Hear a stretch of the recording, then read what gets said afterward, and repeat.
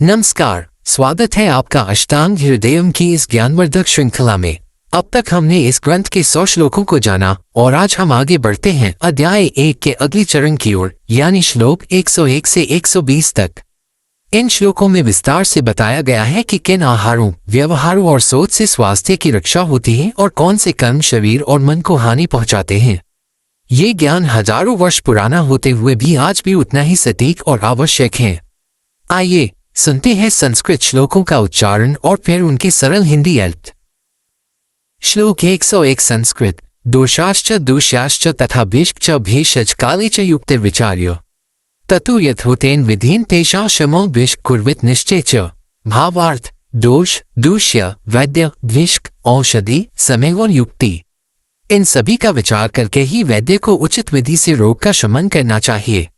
सीख: सफल चिकित्सा के लिए हर पहलू, रोग, कारण, समय, औषधि और बुद्धिमत्ता का विचार जरूरी है। अधूरी जानकारी से उपचार नहीं किया जाना चाहिए। श्लोक 102 संस्कृत। विविधा विक्रियो दोषा दूष्यस्ते पिनरूक्त विविधा अपि चोपाया शमनाय प्रकीर्तिता। भावार्थ: दोष और दूष्य जो शरीर के ऊतक रोगग्रस्त हों, ये अनेक प्रकार की विकृतियां उत्पन्न करते हैं और उनके निवारण के लिए भी विभिन्न प्रकार की औषधियां बताई गई हैं। सीख: रोग के जैसे अनेक रूप होते हैं, वैसे ही उसके उपचार भी विविध होते हैं। हर रोग का इलाज एक जैसा नहीं हो सकता। श्लोक 103 संस्कृत। आदो हि दोष जान्यात् ततो दूष्यं परम विदु शक्तिं का प्रकृतिं च समं भीष्मवत्य च। भावार्थ: सबसे पहले दोष को जानना चाहिए, फिर दूष्य को, फिर रोगी की शक्ति, समय, प्रकृति और वैद्य के सामर्थ्य को जानना चाहिए। सीख: रोग का सफल उपचार चरणबद्ध ज्ञान और योजना से ही संभव है। बिना समझे सीधे इलाज करना उचित नहीं। श्लोक 104 संस्कृत। असाध्यपि हे व्याधो चेत स भवति युक्तितः न स व्याधि दुराराध्यो युक्तिसिद्धिनुराधनात्। भावार्थ: यदि रोग असाध्य भी हो लेकिन युक्ति और उपाय पूरे हों तो वो रोग भी कठिन नहीं माना जाता, क्योंकि युक्ति सफलता की जननी है। सीख: कठिन रोग भी बुद्धिमानी और सही योजना से ठीक हो सकता है। हार मानने से पहले पूर्ण प्रयास जरूरी है। श्लोक 105 संस्कृत। साध्यम व्याधिम विनिर्जित्य स्वकर्मानुरतः पुमा प्राप्नोति परमं सौख्यम शरदीव शशीतम। भावार्थ: रोग को जीतकर जो व्यक्ति अपने कर्तव्यों में लग जाता है, वो उसी प्रकार परम सुख को प्राप्त करता है जैसे शरद ऋतु में चंद्रमा अंधकार को दूर कर देता है। सीख: स्वस्थ होकर अपने कर्तव्य में लगना ही जीवन का सार है। स्वास्थ्य के बाद लक्ष्य और कर्म पर ध्यान देना चाहिए। श्लोक 106 संस्कृत। हित मम सदा कुर्यादिति यह प्रत्यनंतरम ब्रुवन् विचित्य कुरुते स वै भीष्कनुत्म। भावार्थ: जो वैद्य हर समय यही विचार करता है कि मुझे रोगी के लिए हितकर कार्य करना है और वही सोचकर कार्य करता है, वही श्रेष्ठ वैद्य है। सीख: वैद्य का उद्देश्य सेवा और कल्याण होना चाहिए, न कि केवल लाभ। सच्चा वैद्य हमेशा रोगी के हित में सोचता है। श्लोक 107 संस्कृत। अहित मम कर्तव्यमिति यह प्रत्यनंतरम ब्रुवन् हितमेवान्यथा क्रोएशुभमश्नुते। भावार्थ: जो व्यक्ति कहता है कि मुझे अहित नहीं करना चाहिए, फिर भी विपरीत या हानिकारक कार्य करता है, वो स्वयं अनिष्ट को प्राप्त करता है। सीख: कथनी और करनी में अंतर नहीं होना चाहिए। बुरे कर्म करने वाला अंततः स्वयं दुख भोगता है। श्लोक 108 संस्कृत। आतुरानाशत दोषं विहाय एको चिकीर्षति स भिष्क सर्वतज्ञः स्यात् कुर्वन् पाप संश्नुते। भावार्थ: जो वैद्य 100 दोषों को छोड़कर केवल एक दोष पर ध्यान देता है, वो सर्वथा अज्ञानी होता है और पाप का भागी बनता है। सीख: रोग का समग्र रूप से विश्लेषण जरूरी है। एक ही दोष पर ध्यान देने से रोगी का हित नहीं हो सकता। श्लोक 109 संस्कृत। आतुराना हित यस्तु चिकीर्षति स वै भीष्क अहित यह करोत्येव न स भिषगति स्मृतः। भावार्थ: जो रोगी के हित की इच्छा रखता है वही सच्चा वैद्य है। जो जानबूझकर अहित करता है वो वैद्य नहीं कहलाता। सीख: सेवा और संवेदना ही चिकित्सा की आत्मा है। स्वार्थ या लापरवाही से की गई चिकित्सा पाप है। श्लोक 110 संस्कृत।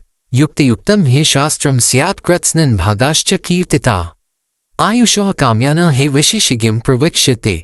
भावार्थ: युक्त से शास्त्र ही पूर्ण माना जाता है और इसके सभी भाग आयुष्कों में दीर्घायु चाहने वाले लोगों के लिए विशेष रूप से उपयोगी हैं। सीख: जो लोग दीर्घायु और आरोग्य चाहते हैं उन्हें शास्त्रों को युक्तिपूर्वक समझना चाहिए। आयुर्वेद जीवन शैली का मार्ग है, केवल उपचार का नहीं। श्लोक 111 संस्कृत। प्रणम्य सर्वदेवान् च गुरुं पितृपुलस्रा अत्रार भीमायुर्वेदम युक्तेशानुसार्थ। भावार्थ, सभी देवताओं, गुरुजनों और पितरों को प्रणाम करके अब मैं आयुर्वेद का उपदेश अनुसार प्रारंभ करता हूँ। सीख। ज्ञान और साधना की शुरुआत श्रद्धा और नम्रता से होती है। विनम्रता ही सच्चे ज्ञान की पहली सीढ़ी है। श्लोक 112 संस्कृत। सर्ववर्णाश्रमाणां हे हितं मंगलमायुषम् धर्मतामार्थ साधन व्याख्यास्याम्यष्ट भागत। भावार्थ, यह आयुर्वेद सभी वर्णों और आश्रमों के लोगों के लिए कल्याणकारी है। यह आयु, धर्म, काम और अर्थ की सिद्धि का साधन है, जिसे मैं 8 भागों में बताऊंगा। सीख। आयुर्वेद सार्वभौमिक और सर्वजन उपयोगी विज्ञान है। जीवन के चारों पुरुषार्थों की पूर्ति में इसकी भूमिका है। श्लोक 113 संस्कृत। सूतस्थाववातादे संयोग समुत्थानम् आयुष्योऽस्याभिघातेन म्रियते जातमात्रिका। भावार्थ, जन्म के तुरंत बाद ही जीव पर वात, सूतिका, धूल आदि का संपर्क होता है और उसी से उसकी आयु का क्षरण आरंभ हो जाता है। सीख। जीवन की शुरुआत से ही क्षय आरंभ हो जाता है, इसलिए जीवन का हर क्षण सावधानी से जीना चाहिए। श्लोक 114 संस्कृत। आयु त्यजते नैशेष क्षणे क्षण इन प्रजा तस्मात् सर्वप्रयत्नेन रक्षितव्यं प्रयत्नतः। भावार्थ, जीवन क्षण क्षण करके समाप्त हो रहा है, इसलिए उसे हर संभव उपाय से सुरक्षित रखना चाहिए। सीख। जीवन अनमोल है और हर क्षण महत्वपूर्ण। स्वास्थ्य की रक्षा ही सबसे बड़ा कर्तव्य है। श्लोक 115 संस्कृत। आयुर्वेदम तदुच्यन्ते शास्त्रम वैद्यहित यतः हीनमित्यादिकचाहार विहायम हित सेवित। भावार्थ, आयुर्वेद वही शास्त्र है जो जीवन और वैद्य के लिए हितकारी है, जो बताता है कि हीन, अधिक या गलत आहार विहार छोड़कर हितकर चीजें अपनाओ। सीख। आयुर्वेद जीवन को अनुशासित और सुरक्षित करने का मार्गदर्शक है। सही खानपान ही स्वस्थ जीवन का मूल है।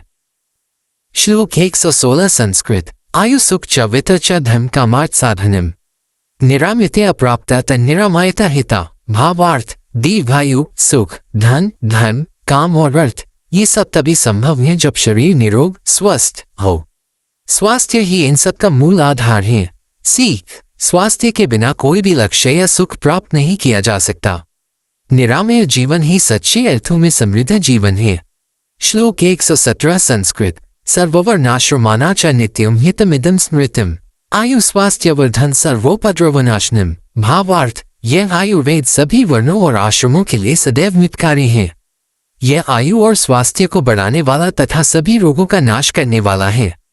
सीख। आयुर्वेद किसी एक वर्ग या जाति के लिए नहीं, सभी के लिए है। ये संपूर्ण मानवता के कल्याण का विज्ञान है। श्लोक 118 संस्कृत। तस्मात् एतत् प्रयत्नेन ज्ञेयं शुद्धं समाहिते धर्मात् कौम मोक्षाना साधन तदिवुच्यते। भावार्थ, इसलिए इस शुद्ध आयुर्वेद शास्त्र को ध्यानपूर्वक और प्रयत्न से जानना चाहिए, क्योंकि यही धर्म, अर्थ, काम और मोक्ष की प्राप्ति का साधन है। सीख। आयुर्वेद केवल चिकित्सा नहीं, संपूर्ण जीवन साधना का मार्ग है। इसे श्रद्धा, ज्ञान और अनुशासन से समझना चाहिए। श्लोक 119 संस्कृत। शब्दार्थ पुनयुक्तम च सूत्रम स्यात्पमिक्षुरम बुद्ध्या विविच्य यत्नेन विज्ञेयार्थ पृथक पृथक।